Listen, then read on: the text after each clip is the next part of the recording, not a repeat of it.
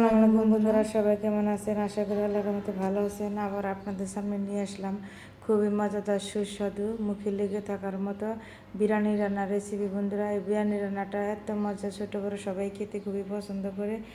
বন্ধুরা, এখন আমি মূল রান্নায় চলে যাই। তোমরা আশা করি ভিডিওটা দেখলে অবশ্যই ভালো লাগবে।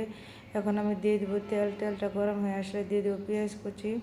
পেঁয়াজ কুচিটা দিয়ে আমি একটু নেড়ে চেড়ে নিয়ে দিয়ে দেবো আস্ত জিরা, এলাচ, তেজপাতা, গোলমরিচ দিয়ে সুন্দর করে আমি নেড়ে চেড়ে নেব। এই যে বন্ধুরা, আমার পেঁয়াজ ভাজাটা হয়ে গেছে। যখন দেখবো একটু গোল্ডেন কালার হয়ে গেছে, তখন আমি দিয়ে দিব টমেটো কুচি। টমেটো কুচিটা দিয়ে আমি আবারও সুন্দর করে নেড়ে চেড়ে নেব। বন্ধুরা, এখন আমি দিয়ে দিব মরিচের গুঁড়াটা। বন্ধুরা, তারপর দিয়ে দিব আমি বন্ধুরা ধনিয়ার গুঁড়া। তারপর দিয়ে দিব আমি আদা বাটা। তারপর দিয়ে দিব বন্ধুরা আমি জিরা বাটা। দিয়ে দিব বন্ধুরা আমি রসুন, পেঁয়াজ বাটা দিয়ে সুন্দর করে নেড়ে চেড়ে নেব।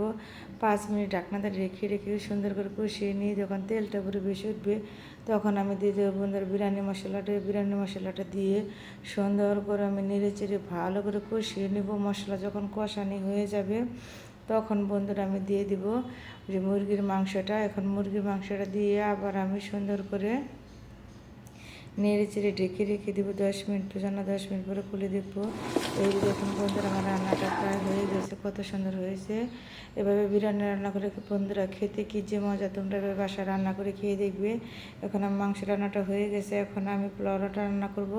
দিয়ে দেবো বন্ধুরা তেল। তেলটা দিয়ে গরম করে তারপর আমি বন্ধুরা দিয়ে দেবো এখানে আস্ত এলাচ, দারচিনি দিয়ে দেবো, তেজপাতা দিয়ে এটাও একটু ভালো করে সুন্দর করে ভেজে নিয়ে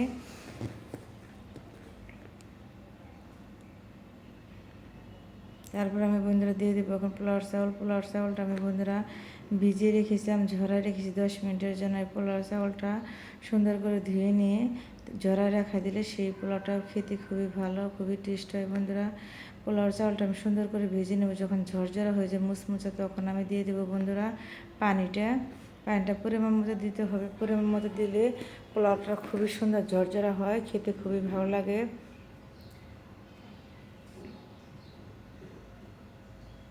এই যে বন্ধুরা, এখন আমি দিয়ে দেবো সেই মাংসটা। মাংসটা দিয়ে আমি সুন্দর করে নেড়ে চেড়ে নেব। সুন্দর করে নেড়ে চেড়ে মিক্স করে নেব। তারপর আমি ঢাকনাটা ঢেকে রেখে দিই 10 মিনিট পর। এই যে বন্ধুরা দেখেন আমার রান্নাটা কত সুন্দর হয়েছে, একদম ঝরঝরা মিহি হয়ে গেছে। বন্ধুরা, আমার রান্নার রেসিপিটা তোমাদের কাছে যদি ভালো লাগে, লাইক কমেন্ট করে সাবস্ক্রাইব করে আমার পাশে থাকবে। সবার জন্য দোয়া ও ভালোবাসা রইল। আল্লাহ হাফেজ।